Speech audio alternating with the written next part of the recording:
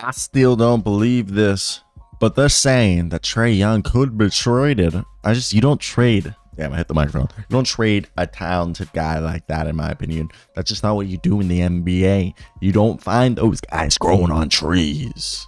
I don't know why I made it. But either way, let me hear your guys' thoughts. What do you guys think of the idea of Trae Young being traded? I don't know. I just can't see it happening because it's just, in my mind, just too big of an if.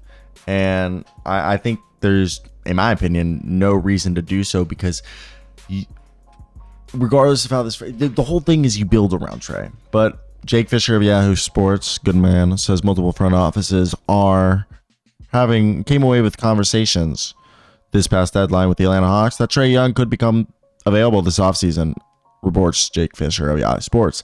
The potential availability of Young could hinge on how the Hawks play over the remainder of the season.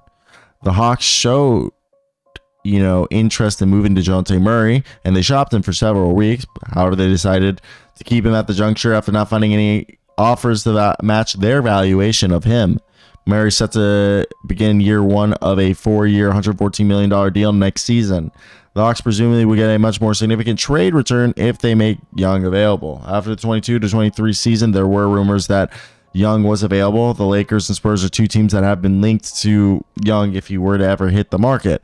As you know, we heard from Shams Charania of The Athletic that the future of Trae Young was a topic of intrigue around the league back in April of 2023, following a report that the Ringer was told that they were given the belief that their front office, the Atlanta Hawks, have been given the green light to trade Young should that be the preferred course of action.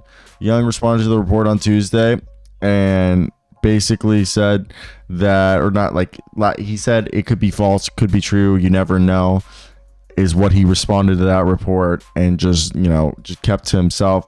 I talked to some guys within I talked to a former assistant coach of the Atlanta Hawks during Summer League. He was part of Nate McMillan's staff, and he basically said Trae Young isn't a diva. Trae Young's a really nice kid who's really quiet and keeps to himself. So it's definitely an intriguing situation that we're seeing here, as while Young and Quinn Snyder both have genuine respect for each other, the team appears to be in a wait-and-see mode. That the Hawks are closely monitoring Trae Young's day-to-day commitments, his habits on a day-to-day basis on and off the floor. And while he's willing to do what is he willing to do to be a leader and stuff like that. And his agent is Rich Paul. So Lakers will always be connected there because his agent is Rich Paul. So, I mean, I don't know. What are your guys' thoughts? But yeah.